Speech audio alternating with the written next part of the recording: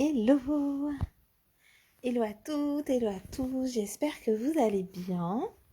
Ça y est, je suis de retour à la maison et voilà, j'avais envie d'une soirée un peu plus cosy. Euh, voilà, j'ai lâché, voilà, j'ai laissé les poneys, les chevaux, les moutons, les vaches pour revenir dans mon, dans mon immeuble, voilà, tout près des tours de la Défense. Et en même temps, voilà, c'est un endroit aussi que j'aime beaucoup et qui représente aussi beaucoup pour moi, même si j'envisage à un moment donné voilà, de partir vers d'autres horizons. Je sais pas si ça vous fait ça, vous, quand vous rentrez de vacances. Voilà, il y a un truc un peu comme paradoxal de dire, ben voilà, je suis déjà un peu nostalgique des vacances finalement, de ce temps dédié, voilà, de ce slow. Et en même temps, ce fait d'être content de rentrer à la maison, quoi. Il y a pas comme un chez-soi. Et le chez-soi, on peut le ressentir à plusieurs endroits, mais c'est vrai que revenir à la maison, c'est quand même... c'est apaisant aussi, en fait. C'est voilà, c'est deux sensations différentes et un peu paradoxales ce soir. Du coup, je me suis pris un petit thé, pas un thé, une infusion en fait, pour être avec vous ce soir. Et ce soir, donc, pour ceux qui ne me connaissent pas déjà, je suis Stéphanie Loyer, je suis la fondatrice de Raise Yourself et j'accompagne les hommes et les femmes et aussi les jeunes adultes et même les ados d'ailleurs à réaliser en fait leurs ambitions, à mieux se sentir dans leur peau et à réaliser leurs ambitions pro et perso. Et en tout cas, dans le pro, mais enfin, ça va bien au-delà en fait juste de la vie professionnelle.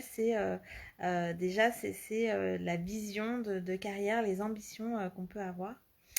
Et voilà, donc j'aide mes clients et mes clientes à réaliser leurs ambitions, à les réaliser dans plusieurs sens du terme. C'est déjà réaliser qu'ils en ont, parce que des fois on croit qu'on n'en a pas, et savoir lesquelles elles sont, et puis les réaliser, les ancrer dans la matière, les faire devenir réalité, en fait, tout simplement. Ce soir, j'ai envie de vous parler, je suis sûre que vous connaissez déjà les croyances limitantes. Les croyances limitantes, qu'est-ce que c'est? C'est des croyances qui sont parfois conscientes, parfois inconscientes, et qui nous limitent en fait dans notre évolution. Donc, les croyances ne sont pas toutes limitantes, il y a des croyances qui sont aidantes. Au contraire, c'est voilà, d'avoir la foi absolue dans quelque chose, ouais, c'est croire en quelque chose, c'est avoir une croyance qui est aidante, qui est motivante, qui est comme un moteur. Et il y a d'autres croyances qui sont limitantes. Et en fait, c'est là-dessus que j'aimerais mettre l'accent ce soir, et notamment en vous partageant une de mes croyances, mais vraiment toute pourrie, dont j'avais vraiment pas conscience jusqu'à il y a quelques temps, et qui est limitée complètement mon évolution.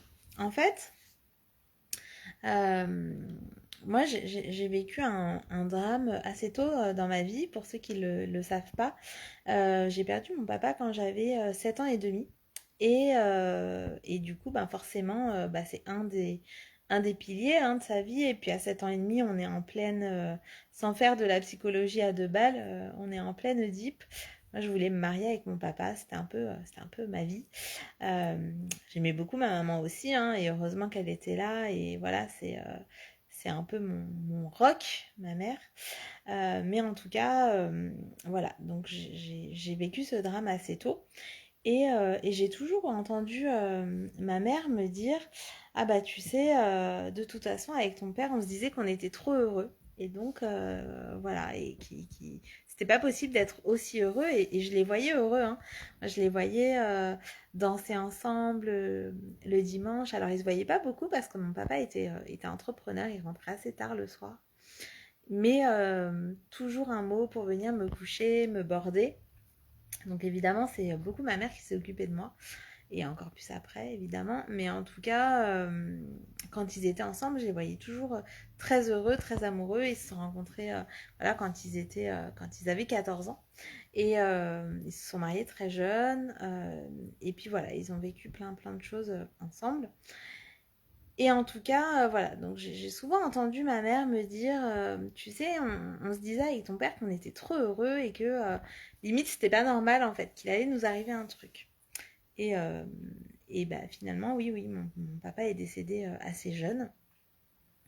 Et du coup, je crois que j'ai toujours assimilé ça, en fait, mais de manière complètement inconsciente. Je savais pas que j'avais cette croyance-là. Donc, vous voyez bien, hein, c'est une croyance vraiment toute pourrie qui peut pourrir la vie et qui peut vraiment empêcher une évolution de vie. Hein. De se dire que ben, quand on est trop heureux, en fait, ben, on peut perdre les gens qu'on aime. Il peut nous arriver vraiment des gros, gros malheurs autour de nous.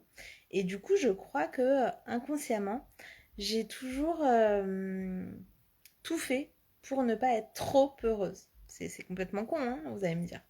Euh, et en même temps, bah, c'est inconscient, donc on s'en rend pas compte, mais je crois que c'est comme si dès que tout allait trop bien pour moi, bah, je cherchais la petite bête, je cherchais le truc qui allait faire que, bah non, parce que je savais que de toute façon, j'ai une résilience qui est telle que dans les coups durs, je sais réagir. Ça, j'ai aucun doute là-dessus, je sais que peu importe les coups durs, je sais réagir. Et du coup, c'est presque comme si je les provoquais en fait d'avance pour pouvoir les contrôler. Voilà, c'est assez bizarre, hein. Mais c'est comme ça. Je sais pas si ça vous parle, ce genre de choses, mais voilà, c'est une croyance qui était tellement, tellement ancrée que... et puis, de toute façon, je me disais que j'avais la poisse, parce que c'est vrai que j'attirais toujours... voilà, les crevaisons, les plans foireux, voilà, enfin, pas mal de choses. Et en même temps, j'ai toujours eu beaucoup de chance aussi à côté de ça, hein, mais je voyais toujours le truc qui allait pas. Le truc qui allait pas, et je crois que ça me rassurait presque en quelque sorte, parce que du coup, c'était finalement des choses que je pouvais maîtriser. C'est comme si, euh, ouais, je maîtrisais finalement bah, ces choses qui étaient ben, voilà, des petits coups de malchance, mais qui n'étaient pas si graves que ça, qui ne pouvaient pas remettre en cause ou causer du tort à ceux que j'aimais en fait. Voilà. Je crois qu'il y avait beaucoup de ça.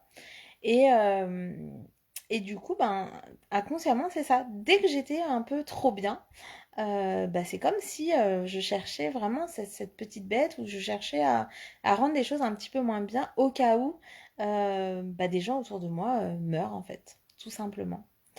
Donc vous voyez finalement à quel point une croyance hein, qu'on voit pas du tout venir, parce elle est ancrée, elle est là en nous, et on n'en a pas du tout conscience, elle peut vraiment nous pourrir la vie en fait. Elle peut vraiment nous pourrir la vie au point, enfin, c'est hyper insidieux parce que bah, c'est inconscient. Alors des fois c'est très conscient, mais là en l'occurrence c'était vraiment inconscient.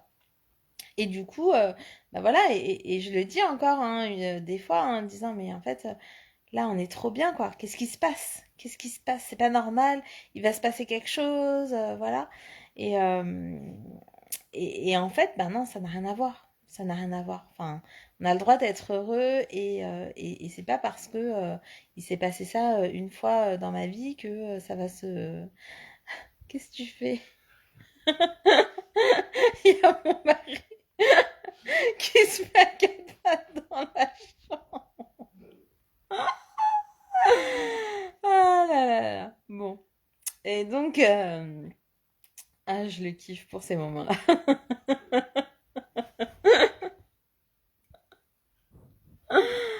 Bon, et en fait, bah c'est ça, ça vient. Mais du coup, désolée. C'est les lives, hein. C'est bien ça. Donc oui, je sais pas si vous avez des croyances limitantes. Je crois qu'on en a à peu près tous, mais je sais pas si vous en avez conscience. Et déjà, le fait de les ramener à la conscience, ça permet de travailler dessus, je sais pas, mais en tout cas de pouvoir prendre un peu de recul par rapport à ça. C'est-à-dire de faire un pas de côté et de se dire, mais attends, enfin, c'est écrit où ça, en fait? À part, ok, ma mère me l'a dit, je l'ai vécu une fois, mais enfin, pourquoi ce serait associé en fait? Il arrive, enfin voilà, il y a des gens qui meurent tous les jours, il y a des gens qui, voilà, qui ont des merdes tous les jours, sans pour autant que ce soit hyper grave et sans pour autant que ce soit lié à être heureux ou pas heureux en fait, ça change rien. Et donc finalement la croyance aidante derrière ça, c'est plutôt de se dire ben en fait comment je profite déjà justement de ces moments où tout va bien quoi, pour que ça soit encore mieux et d'en profiter à fond parce que justement la vie elle est courte. Sauf que, ben voilà, quand c'est inconscient, on se rend pas compte de ça et donc, ben voilà, c'est comme si on refaisait en fait le schéma perpétuel sans pour autant pouvoir sortir de ce cercle vicieux. Donc des croyances limitantes, il y en a plein, hein, il y a pas que celle-là, hein, il y a beaucoup de croyances euh, sur l'argent, que l'argent, voilà, sur les gens qui ont beaucoup d'argent. Il y a beaucoup de croyances sur plein de choses en fait, hein. Euh, j'en sais rien, si on fait pas d'études, on n'est pas intelligent. Sur euh, qu'est-ce que je pourrais vous dire d'autre, que il faut travailler dur pour réussir. Donc dans le dur, il y a différentes croyances aussi. Ça peut être que ça doit être difficile, ou ça veut dire que ça peut vouloir dire que faut travailler beaucoup d'heures pour pouvoir réussir. Et derrière la réussite, qu'est-ce qu'on met chacun, enfin voilà, chacun d'entre nous, qu'est-ce qu'on met derrière la réussite? La réussite pour vous, c'est pas la même réussite que pour moi ou que pour mon voisin ou même que pour mon mari en fait. On n'a pas du tout la même, en tout cas pas forcément la même définition de la réussite. Et la seule définition qui compte, c'est celle que vous accordez pour vous en fait. C'est vraiment ça. Et donc bah, c'est dommage en fait quand on a des croyances qui sont là et qui viennent nous freiner dans notre évolution et dans cette réussite-là. C'est voilà, et une des premières étapes, c'est de pouvoir justement les mettre à la conscience, en fait. C'est de pouvoir se dire, ben, en fait, c'est ça qui se cache derrière ça. Et souvent, on va creuser. Et c'est vraiment ce qu'on fait, ce qu'on peut faire dans les accompagnements hein, que je propose. Donc, c'est soit en individuel, et là, on va vraiment de manière enfin voilà, très très en profondeur et de manière assez précise là-dessus. Pas juste pour mettre le doigt dessus, hein, mais c'est juste de savoir bah, qu'est-ce qu'on fait avec ça et comment on avance avec ça, comment on transforme ça. Et bah, on peut le faire aussi dans le free mind parce que ça vient mettre en lumière pas mal de croyances. C'est vrai que pour ça, les accompagnements collectifs, c'est vraiment chouette parce que bah, on voit les autres en fait. On a les preuves directes que pour les autres, ça marche. Et du coup, que nos propres croyances à nous, là où nous, on avait mis notre frein, on voit que bah, pour les autres, le frein n'est pas du tout au même endroit. Et du coup, de se dire, bah, en fait, est-ce que ça veut dire que j'ai vraiment cette croyance-là, elle est vraie? Est-ce que c'est une réalité ou est-ce que c'est voilà, c'est mon ego, c'est mon mental qui me joue des tours? Évidemment pour me sécuriser, hein, voilà, si j'ai peur de perdre les êtres que j'aime, bah, je vais essayer de tout faire pour pas les perdre, hein. L'idée c'est d'essayer de souffrir le moins possible, c'est ça qu'il y a derrière ça. Mais en même temps, ça freine trop mon évolution pour que je reste là-dessus. Donc c'est comment je transforme ça. Et ça, c'est vraiment ce que je vous accompagne à faire. Donc je ne sais pas si vous avez identifié certaines croyances de manière consciente et peut-être si vous pensez que vous en avez d'autres voilà, qui se cachent un peu sous la surface. En tout cas, n'hésitez pas à la partager sous cette vidéo. Et puis, ben, vous savez où me trouver. Vous pouvez toujours m'envoyer un message en MP si vous avez envie qu'on avance ensemble là-dessus, qu'on transforme ça ensemble. Et si vous pensez que cette vidéo peut aider quelqu'un de votre entourage, n'hésitez pas à la partager. Et ben, je vous souhaite une très très belle soirée, tout simplement. Profitez bien. Profitez bien de ce temps qui est largement trop court. Et je vous embrasse très fort. Je vous dis à demain pour le live 151. Ce sera le live 151 demain de ce défi.